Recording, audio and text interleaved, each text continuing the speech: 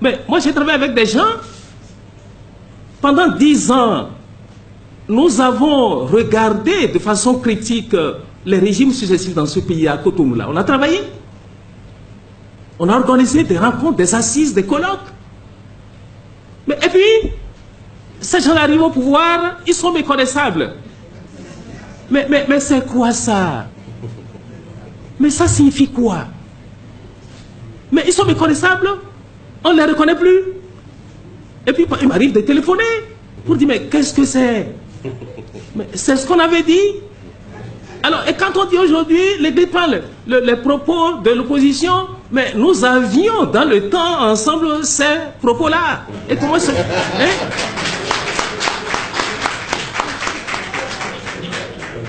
Alors, de grâce, mais de grâce quand même, continuons d'être des copains, des frères, des sœurs, et travaillons ensemble. Et quand c'est bien, chers amis, je vous fais cette confidence. Quand c'est bien, je téléphone à ces frères, ces amis-là, compagnons de lutte, d'il y a quelques mois. Mais je leur téléphone pour dire, mais ça là, c'est très bien. Vous avez bien fait. Et dit à mon père, j'ai dit oui, je bénis ça au nom du Seigneur. Et on est tous contents. Mais alors, quand c'est pas bien, mais je lui dis, et on dit, mais ne fais pas le coup.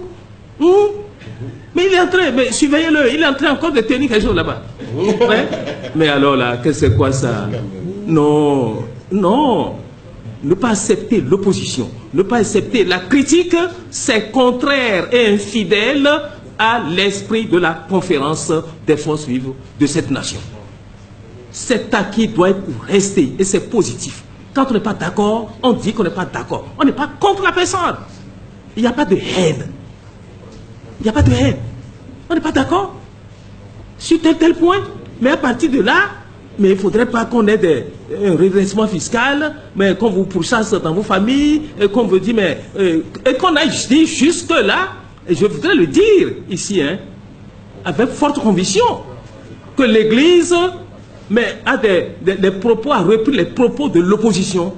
Nous ne l'accepterons pas. Ce n'est pas l'opposition qui a mis au monde l'Église. L'Église dit la vérité. Et personne n'a le monopole de la vérité. Personne. Et ça là, il faut vraiment que ce soit très clair à tous les niveaux.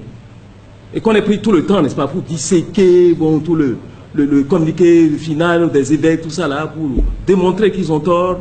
Mais je dis que c'est regrettable.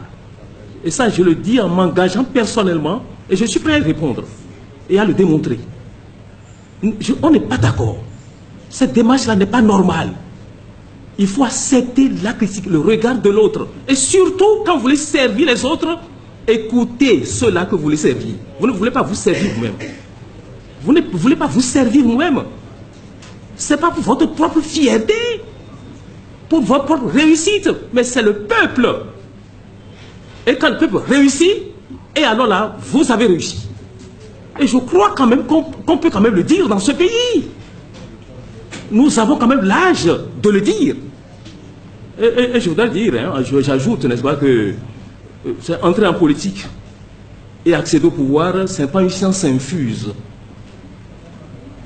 Et l'expression signifie que quand on accède au pouvoir, mais on ne connaît pas tout. Ouais, on ne connaît pas tout. On a parlé tout à l'heure d'humilité. C'est la vertu des vertus. C'est très important. Et nous devons le dire haut et fort. Et cela sans en vouloir à personne.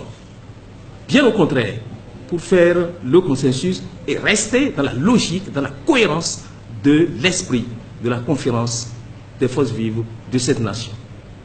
Cela signifie aussi que, quand nous parlons de moralisation, nous-mêmes, qui, prenons souvent la parole, qui ne sont pas d'accord, mais qui prenons le temps de dénoncer.